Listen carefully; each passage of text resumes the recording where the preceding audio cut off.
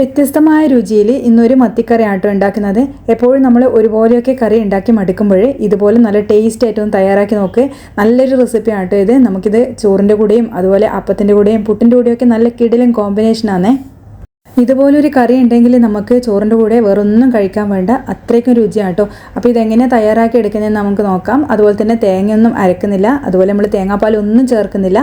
അത്രയും രുചികരമായിട്ടും അതുപോലെ നല്ല കൊഴുത്ത ചാറോട് കൂടിയുള്ള ഈ ഒരു മത്തിക്കറീൻ്റെ റെസിപ്പി എങ്ങനെയാണ് ഉണ്ടാക്കുന്നത് നമുക്കൊന്ന് നോക്കാം. അപ്പോൾ ഇതിനു വേണ്ടി ഞാനിതാ ഒരു 1/4 കിലോ മത്തിയാട്ടോ എടുക്കുന്നത്. അപ്പോൾ ചെറിയ മത്തി എടുക്കുന്നത്, അത് നല്ലപോലെ ഒന്ന് ക്ലീൻ ചെയ്തിട്ട് ഇതുപോലെ ഒന്ന് വരഞ്ഞു കൊടുത്തിട്ടുണ്ട്. അതുപോലെ തന്നെ നമ്മൾ ഈ ഒരു മത്തി തയ്യാറാക്കുന്ന സമയത്ത് നല്ല ഫ്രഷ് ആയിട്ടുള്ള മീൻ വേണം കേട്ടോ എടുക്കാൻ. മത്തിയാണ് ഈ ഒരു ഇതുപോലെ ഒന്ന് തയ്യാറാക്കുമ്പോൾ നല്ല രുചിയിൽ തോന്നിയിട്ടുള്ളത്. വേറെ ഏത് മീൻ വെച്ചിട്ട് നിങ്ങൾക്ക് തയ്യാറാക്കാം, പക്ഷേങ്കിൽ ഇതുപോലെ മത്തി വെച്ച് തയ്യാറാക്കുമ്പോഴാട്ടോ ഇതിന് നല്ലൊരു ടേസ്റ്റ് കിട്ടുന്നത്.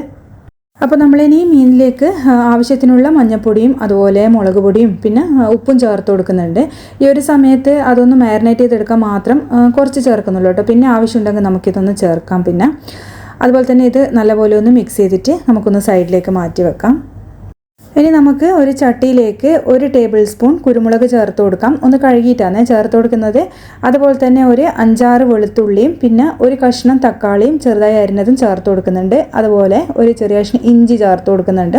പിന്നെ നമ്മൾ ചേർക്കുന്നത് കുറച്ച് പുളിയാണ് കേട്ടോ, വാളംപുളി, കുടംപുളിയല്ല വാളംപുളിയാണ് ചേർത്ത് കൊടുക്കുന്നത്. അതുപോലെ തന്നെ 1 കപ്പ് വെള്ളവും കൂടിയും ചേർത്തിട്ട് നമുക്കിതൊന്ന് അടച്ച് വെച്ചൊന്ന് കുക്ക് ചെയ്തെടുക്കണം. അപ്പോൾ നമ്മളിതിൽ തക്കാളിയും പുളിയും ചേർക്കുന്നുണ്ട്. അതുകൊണ്ട് തക്കാളിയൊക്കെ ഒരു ചെറിയ കഷ്ണേ ചേർക്കണ്ടു. ഈ പുളീൻ്റെ ഒന്നും അളവ് അങ്ങനെ അധികം കൂടി പോകരുത്. അതുപോലെ ഈ വെളുത്തുള്ളിയും നമ്മൾ ഇഞ്ചി ഒന്നും കൂടി പോകരുത്. അതുപോലെ തന്നെ കുറച്ച് സമയം കഴിഞ്ഞിട്ട് മൂടി തുറന്നിട്ട് നമ്മളിതിലേക്ക് കുറച്ച് കരിവേപ്പിലയും ചേർത്ത് കൊടുക്കുന്നുണ്ട്. അതും കൂടിയും ചേർത്തിട്ട് നമുക്ക് നല്ലോണം ഒന്ന് മിക്സ് ചെയ്തെടുക്കാം. അതുപോലെ ഈ തക്കാളി ഒന്ന് വെന്ത് ഉടഞ്ഞ് കിട്ടണം കേട്ടോ. അതുപോലെ ഈ വെളുത്തുള്ളി ഇഞ്ചിയൊക്കെ ഒന്ന് വെന്ത് കിട്ടണേ. അപ്പോൾ അത് ഒന്ന് സൈഡിലേക്ക് വന്നതിന് ശേഷം ഒന്ന് മാറ്റി വെക്കാം തണുക്കാൻ വേണ്ടിയിട്ട്. ഇനി ആ ചട്ടിയിലേക്ക് തന്നെ നമ്മൾ കുറച്ച് വെളിച്ചെണ്ണ ഒഴിച്ചു കൊടുക്കുന്നുണ്ട്. ഏകദേശം ഒരു 2 ടേബിൾ സ്പൂൺ വെളിച്ചെണ്ണ ചേർത്ത് കൊടുക്കാം. അതുപോലെ തന്നെ വെളിച്ചെണ്ണ തയ്യാറാക്കുമ്പോഴാണ് ഒരു പ്രത്യേക രുചിയുള്ളത്. അപ്പോൾ ഇതുപോലുള്ള കറിയൊക്കെ തയ്യാറാക്കുമ്പോൾ വെളിച്ചെണ്ണ തന്നെ എടുക്കണേ. അതിലേക്ക് 1 ടീസ്പൂൺ നമ്മൾ കടുക് ചേർത്ത് കൊടുക്കുന്നുണ്ട്. ഒരു 1/4 ടീസ്പൂൺ ഉലുവയും ചേർത്തിട്ട് അതൊക്കെ ഒന്ന് പൊട്ടി വരുന്ന സമയത്ത് പിന്നെ നമ്മളിതിലേക്ക് ചേർത്ത് കൊടുക്കുന്നത് കറിവേപ്പിലയും അതുപോലെ ഒരു 10 കുഞ്ഞുള്ളി ചെറുതായി അരിഞ്ഞതും പിന്നെ ഒരു 5-6 പച്ചമുളക് കേട്ടോ. പിന്നെ അതിലേക്ക് ആ ഒരു ഉള്ളി വാടി കിട്ടാൻ വേണ്ടിയിട്ട് കുറച്ച് ഉപ്പും കൂടിയും ചേർത്തിട്ട് നമ്മളിതൊന്ന് വഴറ്റിയെടുക്കുന്നുണ്ട്. അപ്പോൾ ചെറിയ ഫ്ലെയിമിൽ ഞാൻ ഇതൊന്ന് മൂടി വെച്ചിട്ട് കുക്ക് ചെയ്തെടുക്കുന്നുണ്ട്. അപ്പോൾ ഉള്ളി വേഗം ഒന്ന് വാടിക്കിട്ടും. ഇനി നമ്മൾ ആ ഒരു നേരത്തെ തയ്യാറാക്കിയ ആ ഒരു മിക്സിയിൽ അതൊന്ന് നല്ലോണം തണുത്ത് കിട്ടിയിട്ടുണ്ട്. ഇനി മിക്സീൻ്റെ ചെറിയ ജാറിലേക്കൊന്ന് മാറ്റിയതിന് ശേഷം നല്ല പേസ്റ്റ് പോലെ ഇതൊന്ന് അരച്ചെടുക്കാം. അതുപോലെ തന്നെ അതിനുവേണ്ടി നമ്മളിതിലേക്ക് ചേർക്കുന്നത് നെല്ലിക്ക കേട്ടോ, ഉപ്പിലിട്ട നെല്ലിക്കയാണ് ചേർക്കുന്നത്. അപ്പോൾ അത് 1-2 നെല്ലിക്ക, നിങ്ങൾക്ക് പുളി എത്ര അനുസരിച്ച് അതിന് എടുക്കാം കേട്ടോ. അതുപോലെ നമ്മൾ തക്കാളിയും പുളിയെല്ലാം ചേർത്തതാണ്, അതുകൊണ്ട് നെല്ലിക്ക എടുക്കുമ്പോൾ സൂക്ഷിക്കുക, 1-2 മാത്രം എടുത്താൽ മതി. അപ്പോൾ ആ സെയിം വെള്ളത്തോടു കൂടി തന്നെയാണ് അരച്ചെടുക്കുന്നത്, വേറെ വെള്ളമൊന്നും ചേർക്കുന്നില്ല. നമ്മളിത് പേസ്റ്റ് പോലെ അരച്ചെടുത്ത് കൊണ്ടുവന്നിട്ടുണ്ട്. അപ്പോൾ വെള്ളം ചേർക്കുമ്പോൾ മിക്സിയിൽ ഒന്ന് ശ്രദ്ധിക്കണേ, ചെറിയ ജാറാണെങ്കിൽ തെറിച്ച് പോകാൻ സാധ്യതയുണ്ട്. അപ്പോൾ അതൊന്ന് സൈഡിലേക്ക് മാറ്റി വെക്കാം. ഈ ഒരു സമയത്ത് നമ്മളെ ഉള്ളി അത്യാവശ്യം ഒന്ന് വാടിക്കിട്ടിയിട്ടുണ്ട്. ഇതിങ്ങനെ വാട്ടുന്ന സമയത്ത് ഫ്ലെയിം നല്ലോണം കുറച്ച് വെക്കണം, അല്ലെങ്കിൽ ഇത് കരിഞ്ഞു പോകും. ഇത് നമ്മൾ അരച്ചു കൊണ്ടുവന്നതും കൂടി ഇതിലേക്ക് ചേർത്ത് കൊടുക്കുന്നുണ്ട്.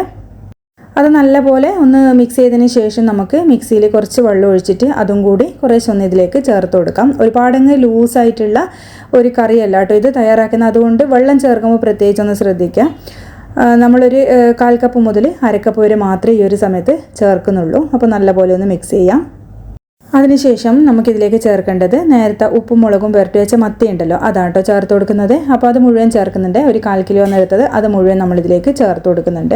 അപ്പോൾ അത്യാവശ്യം നല്ല സ്പൈസി ആയിട്ടുള്ളൊരു കറിയാണ് കേട്ടോ. കുരുമുളകും അതുപോലെ തന്നെ നമ്മളിതിൽ മുളക് പൊടിയൊക്കെ ചേർക്കുന്നതുകൊണ്ട് തന്നെ നല്ലൊരു ടേസ്റ്റുമാണ്.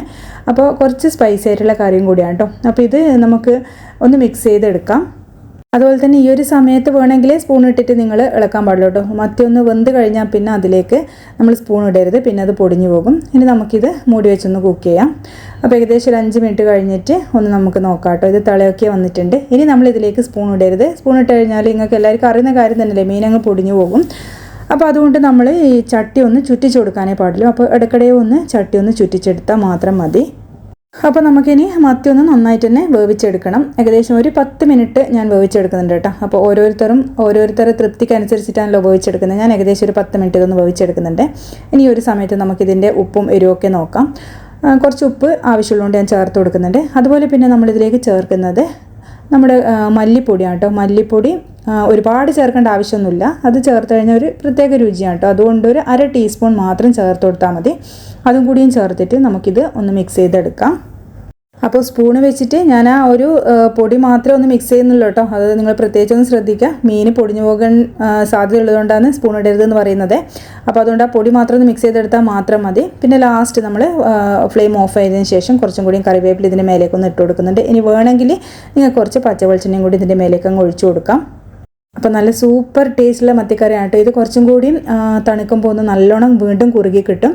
അപ്പോൾ ചോറിൻ്റെ കൂടെയൊക്കെ ചൂടോടെ ഇത് കൂട്ടി കഴിക്കാൻ നല്ല ടേസ്റ്റാണ്. അപ്പോൾ വീഡിയോ ഇഷ്ടമായാൽ തയ്യാറാക്കി നോക്കാനും ലൈക്ക് ചെയ്യാനും ഷെയർ ചെയ്യാനും മറക്കരുത്. താങ്ക്